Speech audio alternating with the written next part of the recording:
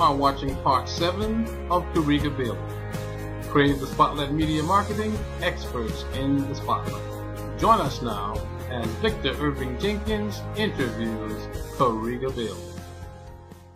Using the art. I believe art touches the heart in ways lectures can't. Art touches the heart in ways that lectures cannot. Okay. And I knew it because it was evidenced by how my students would enter school. They had songs in their mind. They were bobbing to something already. And I said, I remember in my day, I knew I was nice already. Like, make no mistake about it. I knew that I had mastered the craft of rhyme. But only God could inspire me with the truth that would come forward with this pen that could change lives. See, rhyming is easy. We learned it with Dr. Seuss. We learned it with alliteration. We learned it in literature. We learned it in writing, in spelling. So the rhyme part was easy, but I mastered it. And I had mastered making you believe that I knew what I was saying. Now, the key would be to have a truth that would deliver you from the reality of hopelessness into this conversation of hope. It's interesting you bring up truth because I recall one of your posts recently where someone asked you if his performances were age appropriate, like could children be there? What was your response to that person? Elaborate on that. Interestingly enough, the question was, was my performance going to be age appropriate? Yes. And this came from a respected elder. So my perception was either you plan on bringing a child or a grandchild, or you might be bringing a friend who may not like the state of current hip-hop today. Mm-hmm. That I could understand. That I can definitely understand. My response to them, well, at what age is the truth appropriate? See, I do truth music. And it might come to you in the form of hip-hop.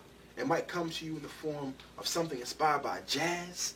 It might come to you in the form of reggae and roots and culture. It's going to come to you with some sound, some rhythm delivered to decode all the distractions and pull you in. And needless to say, they said they couldn't wait to come. The truth. It may be painful at times. But I asked someone this. I work with hurt people. Hurt people may say some things that we don't find to be pretty, but it's certainly their hurt truth. Just as a doctor or surgeon sees blood as evidence of his work, I'm going to encounter some language that you may not deem appropriate in my work. But I process that to hear what they're really telling me. Not to judge them and say, there was one student who used profanity in a conversation with me. And had I been blocked by his profanity, I would have missed the chance to change his life. He spoke in a language that he was familiar with. It was my responsibility to decode. And God gave me the insight to hear what he was really saying. He was saying he was scared. He was saying he's not sure if this life is worth living. So in his choice of language, he said, F it. But he wasn't directing that to me. He was saying that I don't think the current state of life is worth me living. So I want to do away with it. That could have been a tragedy. Mm-hmm. Because we know that black men who feel that way are fully capable, and I believe are the ones who take the life of another when their own life means nothing to them. And because I was in the theater of homicide in Southeast D.C. at the time, I could not take him saying that as something he should not have said in front of me. I had to pull him in and say, thank you for sharing.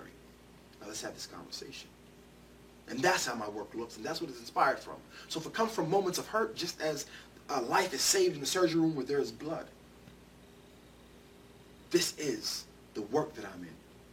And I've been skilled enough, and patient enough to decode these things and find out what they're really saying. I have a student who's on the beginning of this album, Surrender. His name is Troy. He's brilliant. And he's sometimes most scared of his success. And he'll let you know it. Because it creates uncertainty which he has not seen.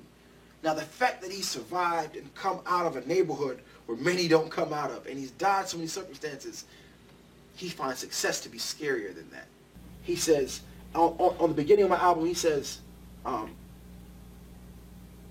praying God can can assure my life, because where I walk, even Allstate can't insure my life. But you want to focus on 3 things: who you used to be, who you are, and who you want to be. And when he says these things, I'm saying this is a child who is brilliant, who the world must hear from. So I gave him the platform to be on my CD. He later got into some complications in school. And the first person he came to talk to was me. And I knew that I had to create a safe space for him to express himself and give me all of his insecurities so I could use that as a measure to help him, because I did not want expulsion to be brought up as an option.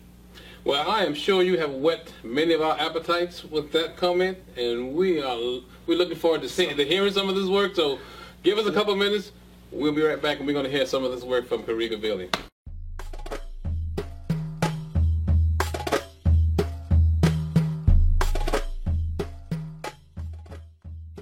Father, forgive them for tricking them with the curriculum of nonsense. College got them so educated, they question who God is and why it is they can't find words to define him. When I say he's the most high and there's no God besides him. So I challenge non-believers, remember a time when they can figure who configured the plot to design men.